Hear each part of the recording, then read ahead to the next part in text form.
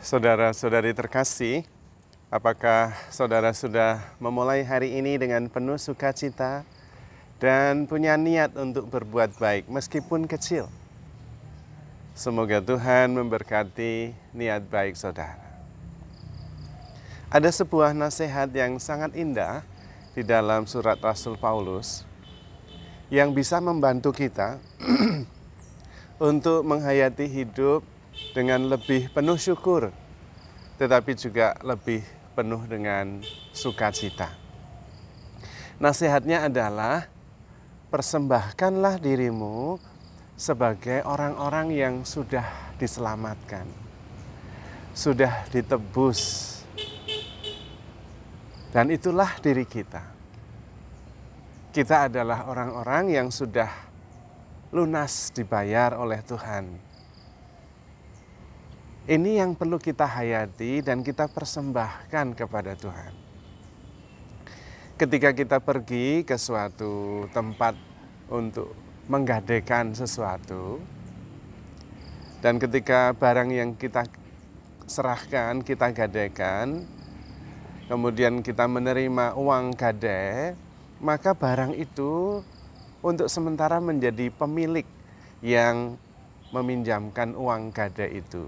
Itulah namanya kita digadaikan.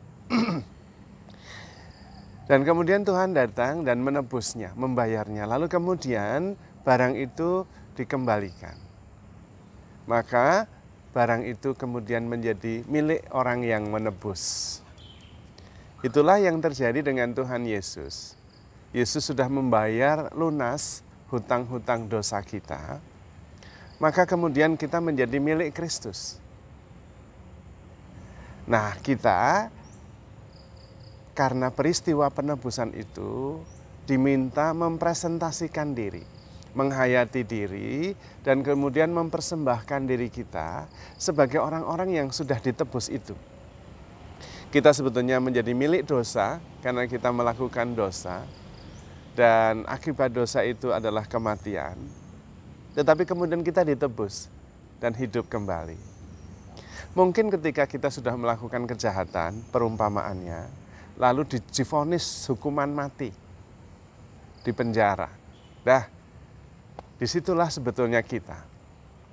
Tetapi ternyata vonis itu bisa ditebus. Kira-kira apa yang akan kita lakukan?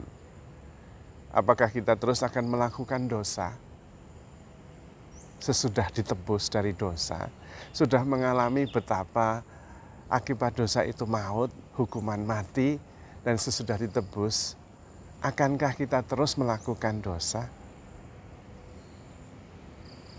Dosa pertama-tama membuat kita sendiri tidak bahagia. Karena kemudian kita terpisah dari Tuhan sendiri. Namun Tuhan mengorbankan segalanya, bahkan nyawanya sendiri, untuk menebus kita. Sebetulnya sebuah perjanjian yang tidak seimbang. Karena kita tidak bisa memberi apa-apa dari apa yang dilakukan Tuhan untuk kita. Kecuali kemudian kita mempresentasikan diri sebagai milik Tuhan dari dosa yang kemudian sudah ditebus. Sehingga kita mempresentasikan diri, menghadirkan diri, menghayati diri sebagai pribadi-pribadi yang penuh syukur karena sudah ditebus. Dan karena itu mengerti tidak akan lagi melakukan dosa.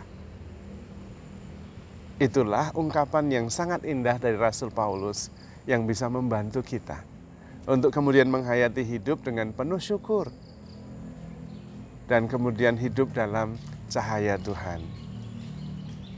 Kita adalah orang-orang yang by definition beruntung, tetapi sebetulnya bukan beruntung, terberkati. Karena berdosa tetapi diampuni. Dan karena itu yang seharusnya kita hayati adalah rasa syukur itu. Kita tidak pantas tetapi dicintai. Dalam bahasa teknis teologi disebut simul justus et peccator. Kita sekaligus orang berdosa tetapi yang diampuni, diselamatkan, dibenarkan oleh Tuhan. Maka yang ada hanya rasa syukur saja. Dan kemudian memberi yang terbaik. sekaligus meniru tindakan Tuhan. Kita tidak menghukum, menghakimi, tetapi mengampuni. Dan terus-menerus hidup dalam kasih kepada siapa saja, tetapi terutama kepada Tuhan yang sudah menyelamatkan dan menebus kita.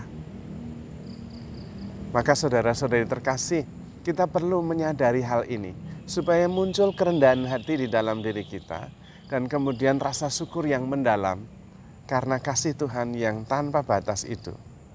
Yang menarik adalah penebusan Tuhan itu sifatnya definitif. Tuhan sudah membayar lunas, sudah.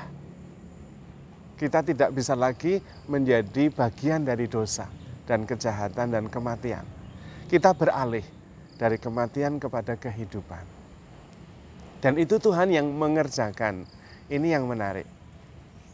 Karena kemudian pada saat itu tidak ada lagi peranan manusia yang bisa dibanggakan. Karena pada dasarnya dia sudah ada di dalam penghukuman, yaitu dosa dan kematian. Kita sudah tidak berdaya. Namun kemudian hidup karena Kristus. Karena diselamatkan. Maka saudara-saudari terkasih, mari kita mencoba meresapkan pesan Rasul Paulus itu. Yaitu supaya kita setiap hari, setiap saat mempresentasikan diri, menghayati diri sebagai orang-orang yang sudah ditebus. Dan itu bisa dinampakkan dalam hidup kita.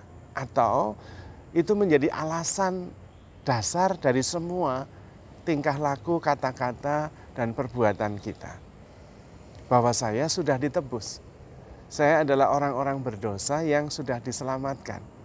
Dan karena itu saya mempunyai gaya hidup, cara berpikir yang sesuai dengan apa yang diyakini. Dan itu membahagiakan. Terutama karena Tuhan yang mengerjakan. Maka saudara-saudari terkasih, kita sungguh bersyukur dengan kesadaran bahwa kita adalah orang-orang berdosa yang dikasihi.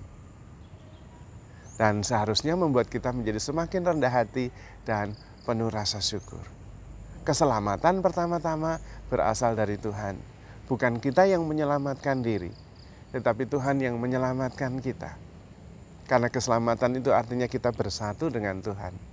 Kalau dari pihak kita untuk bersatu dengan Tuhan itu nggak bisa. Karena kita selalu jatuh dan gagal dalam dosa. Tetapi ketika Tuhan yang bertindak dengan mengampuni dan menyatukan kita dengan dirinya, itulah kesatuan yang sejati.